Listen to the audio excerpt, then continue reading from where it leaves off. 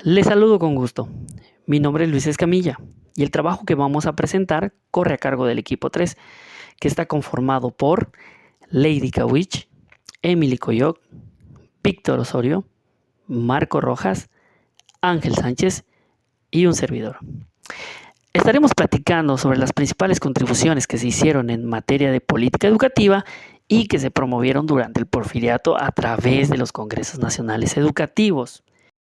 Nos ayudará a entender, reflexionar e indagar cómo el proceso de los congresos pedagógicos han hecho un avance sobresaliente en la educación y sus fines prácticos.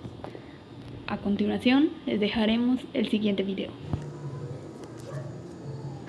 Sabemos que la educación es algo primordial en la vida de una persona, ya que conforme se va pasando de grado académico, se va obteniendo más conocimientos que nos permiten solucionar situaciones de una manera resiliente en la vida diaria y abre el paso a un mejor futuro. En este trabajo hablaremos de aquellas ideas y aportes.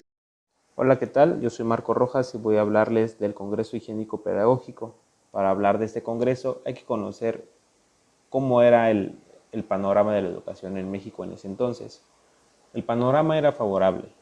La teoría pedagógica se había consolidado y aumentaba la cantidad de escuelas de educación elemental y educación superior. A la par de este aumento de instituciones, se capacitaba al magisterio para que estuviera mejor preparado en su labor educativa. Justo después de este balance, se crea el Congreso Higiénico Pedagógico con la intención de normalizar o generalizar las condiciones higiénicas y pedagógicas en todas las escuelas. En este congreso, los acuerdos que surgieron fueron los siguientes: las condiciones higiénicas del edificio y de las aulas, el tipo de mobiliario que debían de utilizar los niños y los libros y útiles escolares, las características de estos. ¿Sí? Los salones se acuerda que deben de estar iluminados y abiertos, de modo que sea un espacio amplio y agradable para los niños. Los mesabancos o los mobiliarios deberían ser binarios, o sea que podrían estar dos niños con respaldo y descanso para los pies. Respecto a las características de los libros y útiles, el tamaño de las letras debería permitir una fácil lectura. Y esto, el tamaño de la letra se iba a graduar según el grado escolar en donde estuvieran los niños. Otros acuerdos fueron los métodos de enseñanza, la distribución de tareas escolares y las precauciones para evitar contagios. El método de enseñanza se adoptaría según la etapa del desarrollo del niño, y este método de enseñanza debería cultivar las facultades físicas, intelectuales y morales de los niños y niñas. La distribución de tareas escolares se refiere a que debían de hacer sí actividades académicas, pero también actividades físicas. Y bueno, las precauciones para evitar contagios, sobre todo es de que si un niño estaba enfermo, no podría acudir al aula o a las clases como medida precautoria para evitar enfermedades infantiles. El Congreso Nacional. El Congreso Nacional de Instrucción Pública de 1889 declaraba la educación primaria obligatoria, laica y gratuita. Fue propuesta durante el gobierno de Porfirio Díaz y estuvo conformada en la mesa directiva por Justo Sierra, Enrique Rebsamen, Luis Ruiz, Manuel Cervantes y más. El profesor Luis Ruiz expuso su informe final, en donde se documentaron las 124 resoluciones aprobadas y las promociones respectivas para hacerlas cumplir, en donde entre las más importantes están la enseñanza elemental obligatoria, que declara la educación primaria laica y obligatoria, escuelas rurales, maestros ambulantes y colonias infantiles. Proclama la educación inicial necesaria en cualquier comunidad. Escuela de párvulos. Educación destinada a infantes entre los 4 y 6 años. Escuela de adultos, con el fin de ofrecer educación a quienes en su momento no tuvieron acceso.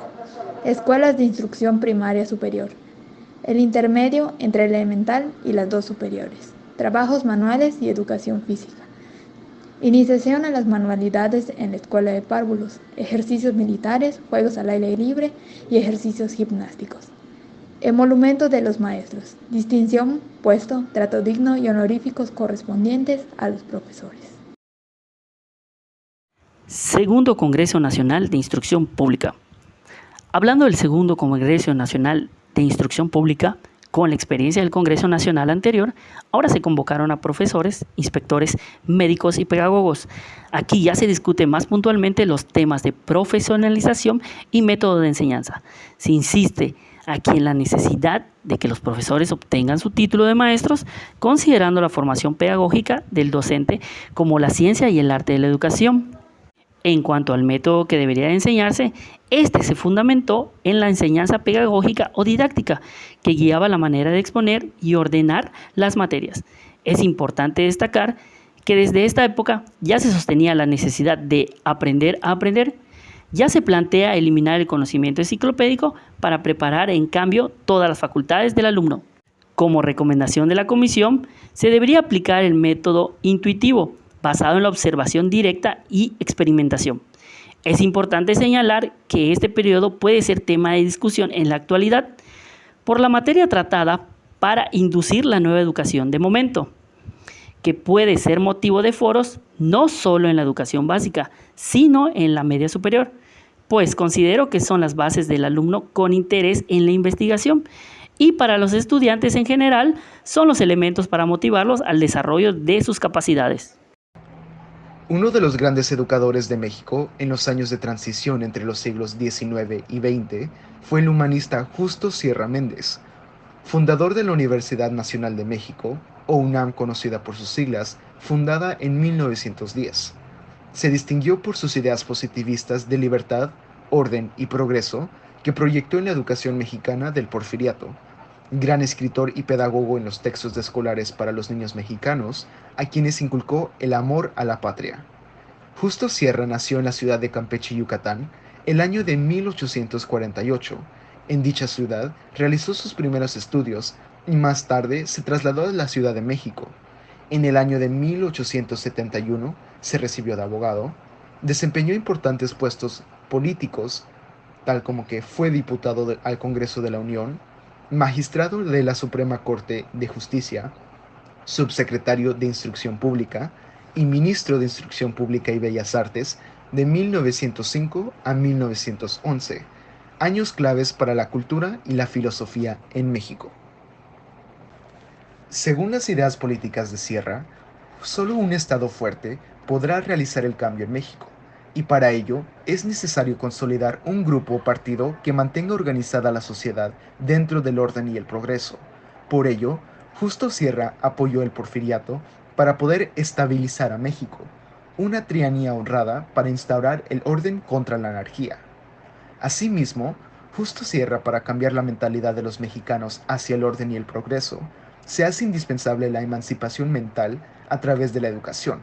Por ello, recalcamos todo su ímpetu político educativo para fortalecer la educación como primera empresa del Estado. El presidente Porfirio Díaz vinculó al humanista Justo Sierra a la dirección de la educación mexicana, quien en sus políticas educativas implantó el positivismo como filosofía de la educación estatal, exaltando la ciencia como eje fundamental de la educación. Señaló para México una filosofía de laicismo educativo y un nacionalismo mexicano alrededor de la integración del Estado nacional. Para ello, dio importancia a la constitución de una verdadera conciencia nacional, la transmisión a los educandos de un nacionalismo mexicano como religión de la patria. Para el ministro de Educación, Dr. Justo Sierra, el sistema educativo debe girar en torno a la historia patria y a la consolidación de una personalidad nacional. Por ello, con frecuencia encontramos en sus discursos de las ideas de la patria, conciencia nacional, nacionalismo y sublimidad de los héroes. El educador Justo Sierra se esforzó por establecer un método educativo para enseñar a pensar a los estudiantes mexicanos y no a memorizar. Reformó la escuela normal para la preparación de los profesores de enseñanza elemental y primaria. Se interesó por la creación y autonomía de los jardines de niños en 1904 y la educación primaria oficial laica y gratuita. para todo el pueblo mexicano. Según sus ideas, la escuela primaria prepara al mexicano y de ella salen completos el ciudadano y el hombre. Para una mejor organización en la educación, creó el Consejo Superior de Educación Pública. Con el ideario educativo de Justo Sierra, se aprobó en 1908 la Ley de Educación Primaria, la cual debía ser oficial, nacional y obligatoria entre los 6 y los 14 años. Se propondría estimular en los educandos el amor a la patria mexicana y a sus instituciones. En esta ley, en la cual se refleja el pensamiento de Justo Sierra, el secretario de Instrucción Pública, se señalaron las siguientes directrices. Las escuelas oficiales serían esencialmente educativas y la instrucción en ellas se considera solo como medio en educación. Sierra propuso siempre el laicismo en la enseñanza, advirtiendo que el concepto de laicismo debía entenderse como neutralidad ante cualquier credo religioso.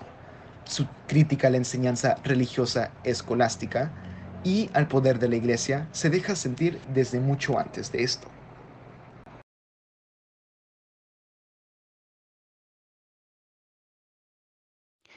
Ahora que hemos visto todo lo anterior, nos podemos percatar que cada uno de los congresos durante el Porfiriato aportaron gran importancia en los modelos educativos.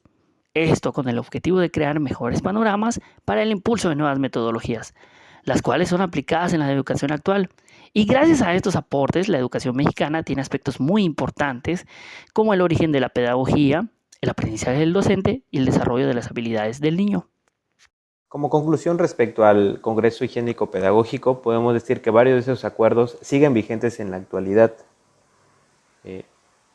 No se llevan al 100% a nivel nacional, pero sí en la mayoría de las escuelas. Y esto lo menciono porque si comparamos una escuela de un contexto urbanizado, las características y demás medidas van a ser diferentes a una escuela de una comunidad rural. Entonces podemos decir que sí, siguen vigentes muchos acuerdos, pero no se llevan al 100% estos acuerdos a nivel nacional. A través de la recopilación de información y explicación de los temas enmarcados en esta actividad, pude entender y recopilar información sobre la importancia de la educación inicial, actualmente preescolar, así como el seguimiento de la educación en todos los individuos, con el fin de mejorar a los ciudadanos de este país. La relación de Justo Sierra y Porfirio Díaz en el impulso académico inicial y continuo. De igual manera, los cambios y mejoras de cada uno de los diferentes niveles educativos. Esta actividad me ayudó a abrir las puertas de un conocimiento nuevo, reflejando en la importancia de la educación inicial, su expansión y áreas de oportunidad actuales. En conclusión, estos temas fueron y siguen siendo importantes actualmente, ya que son las bases de la educación, desde el inicio que se empezó a formar todo con ideas que llevaron a que estos aspectos se consoliden.